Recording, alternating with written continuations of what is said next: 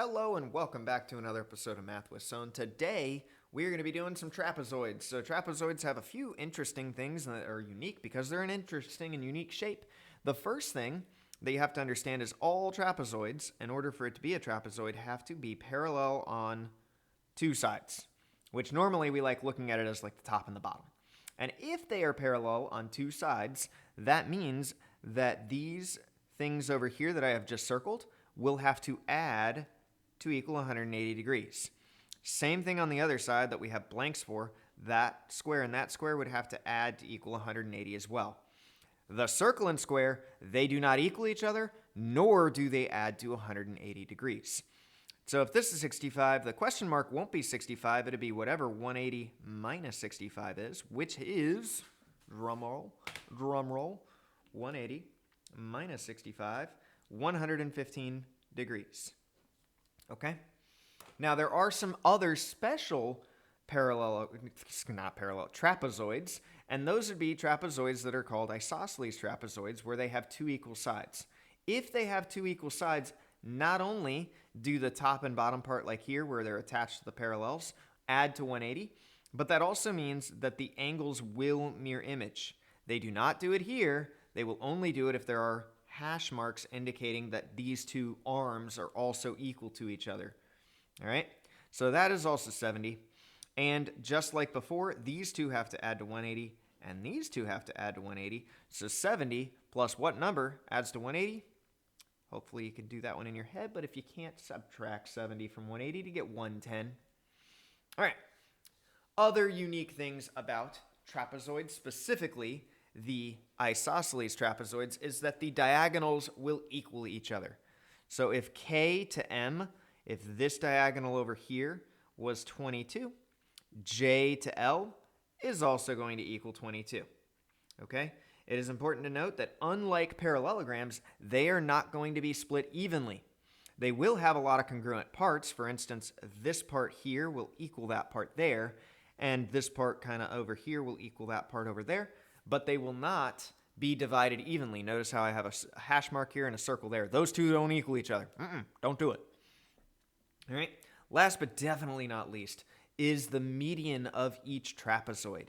And the median of each trapezoid is, by definition, you can kind of tell, like median means middle, kind of. It doesn't really sound like it, but it is going to end up being the middle. So there's a few different ways that you can go about how to find the middle of something. What I like to do is 2 times the middle will equal the outsides added together.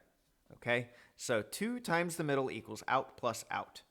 So in this case, our middle is a question mark, so this is going to be 2 times, I don't want to call it a question mark, we'll call it x, will equal the outside 9 and the outside 13 added together. So we get 2 times x is equal to 9 plus 13. 9 plus 13 is equal to 22, which means our middle is 11. All right, now this formula can come in handy in a lot of situations. Regardless of what problem you have, you can do that. So here, the middle is 19, so we have to do 2 times the middle will equal the outside 13 plus the outside, I don't know, we'll call it x. So now we just solve that equation. 2 times 19, 38, will equal 13 plus x. Let's subtract the 13 over. If we subtract the 13 over, let's see if the number that we get feels appropriate. 38 minus 13 ends up equaling 25 for that last part at the bottom. Does it visually look like it should be bigger? Yeah, because it got broadened out further. And if we add, let's think, how much do we have to add to get from 13 to 19? We have to add 6. Well, if we're halfway there, if we add 6 again, we get to 25. So that's another trick that you could do. I don't always like that trick, but it is effective, okay? It doesn't work if you're missing the middle. So equation always works, but there's some definite things that you could do besides the equations, especially if they're all numbers, all right? Where the equation really matters is when you don't have numbers, but you have variables. So remember the formula. It's 2 times the middle is equal to the outside plus the outside. All right, So the middle in this case is negative x plus 21. So we have to do 2 times negative x plus 21. So that has to be in parentheses, and we have to distribute the 2. Will equal the outside plus the outside. So 11 plus 17.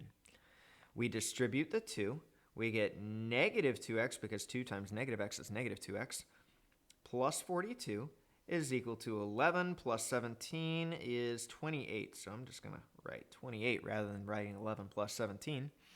We have to subtract the 42 over to solve for x.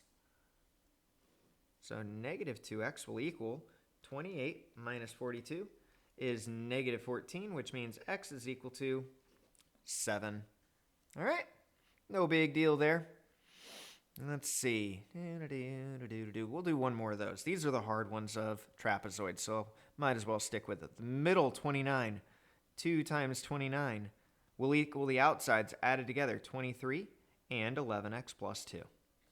All right. Multiply 2 times 29, you get 58 is equal to 23, and 2 makes 25 plus 11x. We have to subtract 25 from 58. And you end up with 33 is equal to 11x, which, of course, when we divide 33 by 11, you get 3. Okay? So, what other ones do we want to do? Let's say we have this one right here. 17 looks interesting, to say the least. Okay, so here we have to determine, do these two equal each other? And the answer to that is no. They don't equal each other. The opposite, not opposites, but like the same side interior angles of a parallel shape like this will add to 180. And as I've said before, anything that looks like it is not equal will most likely add to 180 for geometry. So we have to add these two things together to equal 180. We got 6x, we got 8x, those combine to make 14x. We got negative 2, we got 34, those combine to make 12. 12 will equal 180. Subtract 12 from both sides. 14x would equal 180 minus 12 is 168. When you divide 168 by 14, you get x is equal to 12. Which is not the final answer this time. It wants you to find angle R. Angle R is 8x plus 34. So angle R would have to equal 8 times the x plus 34. 8 times 12, and then add 34, ends up equaling a whopping 130 degrees for angle R. All right, that's going to do it for this one. Until next time, my friends, stay positive, and I will see y'all later. Bye.